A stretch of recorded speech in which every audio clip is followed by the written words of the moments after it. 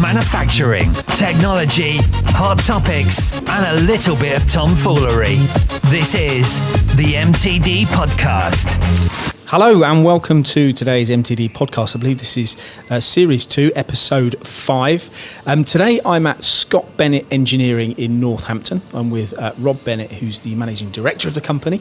It's going to be an interesting one today, something that we're going to be doing more of in the near future, visiting manufacturers, subcontractors, talking to them about the good things about running their company and also the bad things, putting some challenging questions across and finding out a little bit of the history behind some of these businesses and what makes the individuals within them tick.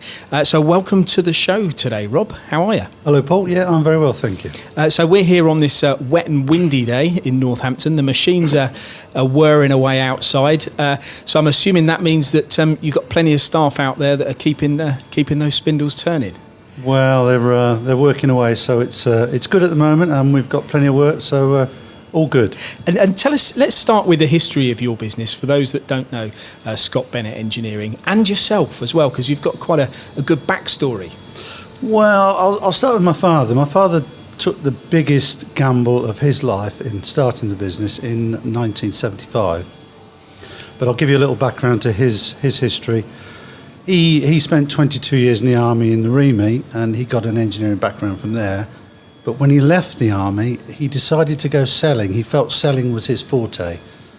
And he got a job for a company called Kalamazoo, who used to sell business filing systems for various companies. And he ended up going into a company in Northampton. It was an engineering company, Autoturn Products, who've been going for quite a while. Know them. And he went in there to try and sell them a filing system. It's American-based Kalamazoo filing system.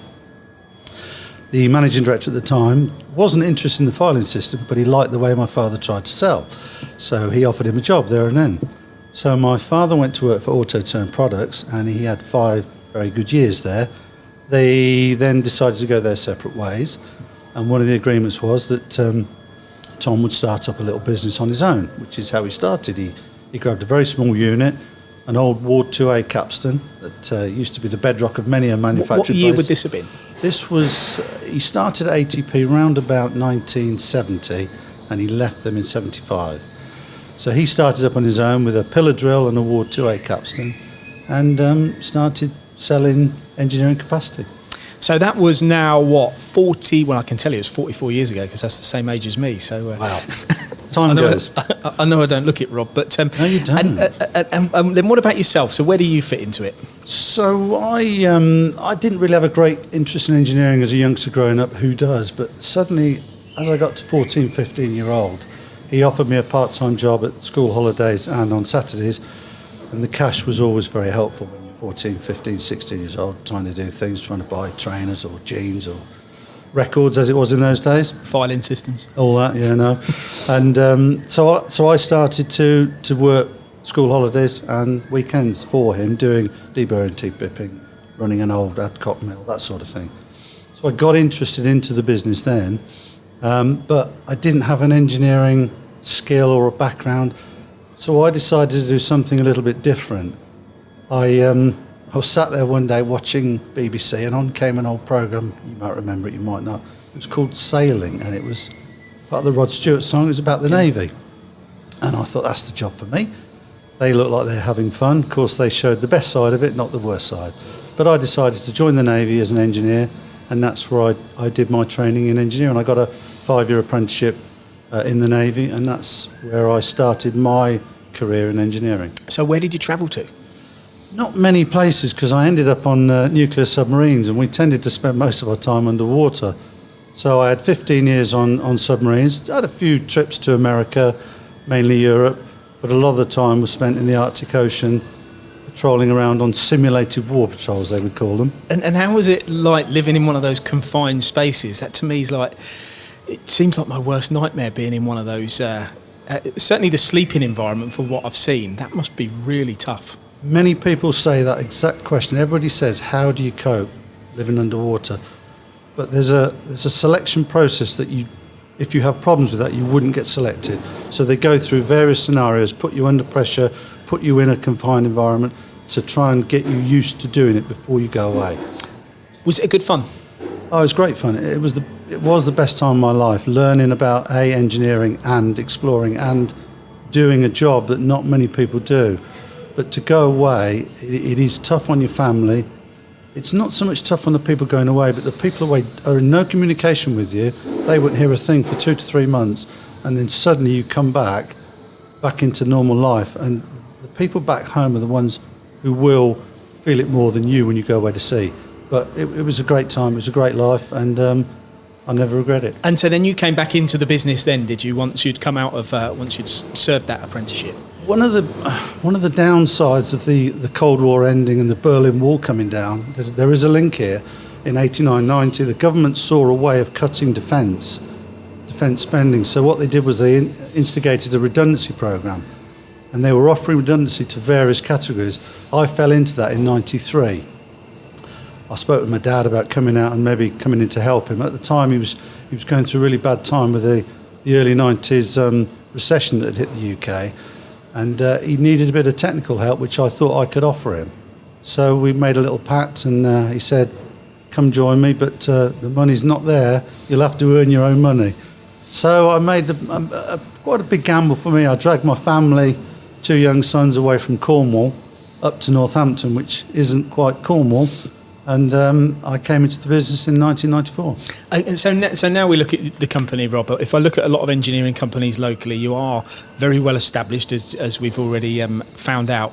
You're a production shop in a lot of senses. Can you maybe tell our audience what your strengths are as a business here at Scot Bennett? Oh, that's a good one. I think from our point of view, we're very, very flexible. We're small enough to jump to people's demands very quickly.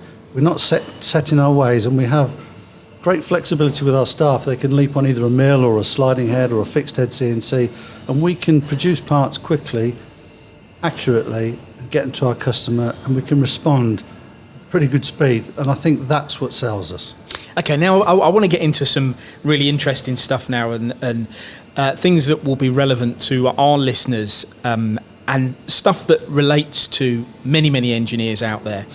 Firstly, as a company, what do you think the best investment you've ever made is here? Many years ago, we used to run what we call cam autos, which is basically a cam-driven machine, very fast, and could run all day, but it needed a certain skilled engineer to run it.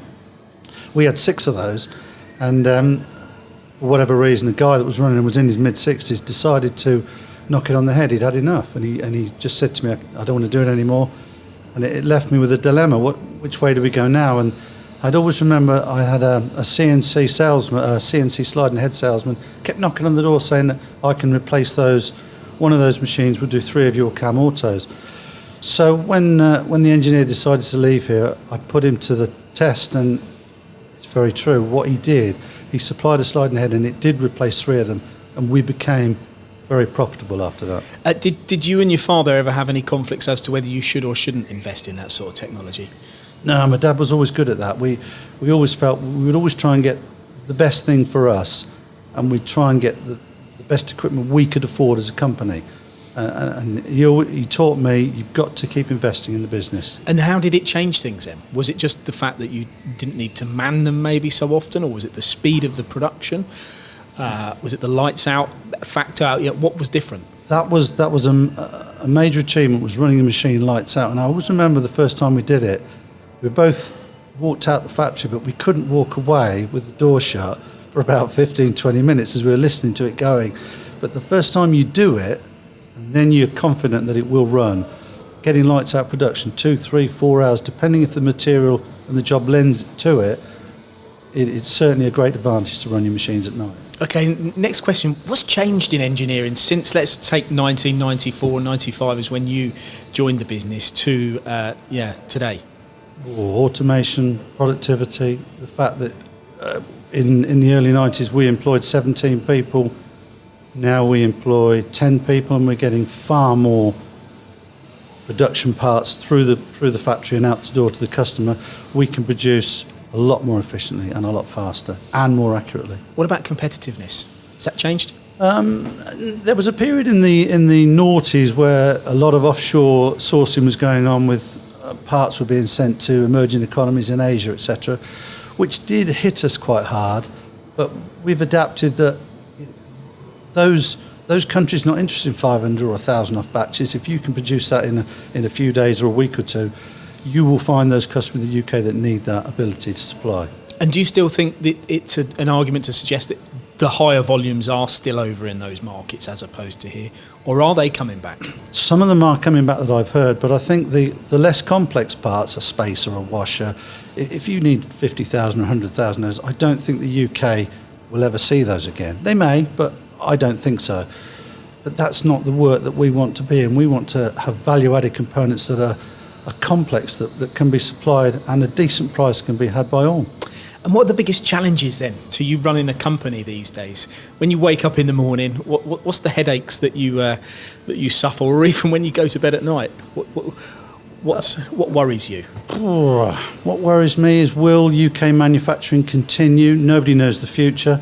We hope there's at the moment the UK manufacturing subcontract sector is buoyant, but there is signs of a slowdown with the uncertainty of Brexit at the moment. Many in my position just want to see it done one way or another, so to take out the uncertainty of that. But the challenges are always the same. What do I invest in next? Where do I get my next order from? And you've just got to be proactive. And your order book, talking about orders, how far ahead are our orders? Has that changed over the years? Now can you only look a month ahead as opposed to a decade ago it was 6 months, or is it vice versa? Yeah, huge changes to that. When I started back here in the early 90s, there was a thing called 3 months firm, 3 months tentative, and you almost had a 6-month order book. Now 4 to 6 weeks is all we get. And you want someone to go and spend £150,000 on a machine, and they've only got a 4 to 6 week order book. That's a gamble, but it's a gamble that's worth taking. What about the skills? What about people? Skills are hard, very hard to recruit. We've made a conscious effort to keep the staff we've got and to train them whenever we can, and to pay them what they're worth, and to keep people here. Unfortunately, we have an ageing workforce. They're very loyal, been here many years, and I know that we're all growing old together. We have gone down the apprentice route. We've taken 5 on. 1 has been successful. We have another one going through at the moment. But some young members of society, they try it, but it's just not for them. And yet, when you look at engineering, you look at how it's become more computer-based, more thinking with your head rather than shaping with your hands, it's a great future for them if they want to get into it. What about the commercial aspect as well, Rob? Things like running a business like yours, cash flow, getting paid by your customers, keeping staff, making sure they're paid. Are those challenges that you still face, even though the company's long established? Yeah, they'll always be there. You've always got to. Sometimes most customers, I would say, 80% of our customers are excellent. There's always the few that want to string it out and don't want to pay. And you have to manage that, and one way we do that is we do try to put money aside for those rainy days, but sometimes people will want to take as long as they can. But, you have to deal with that. You do. Trickiest job you've ever done? One of those ones you'll never forget. You'll go, oh, God, we lost a load on that, or it was not as easy as we thought it was going to be. Yeah. Well, I think most people... There's probably a long list, is there? Well, there is, but most people in engineering will know the hazards of dealing with something like super duplex, and the tooling bill when we tried to get quite a tricky threaded job, milled and various small holes in it. It was, for us, we tried, but we failed. But, you can't win them all.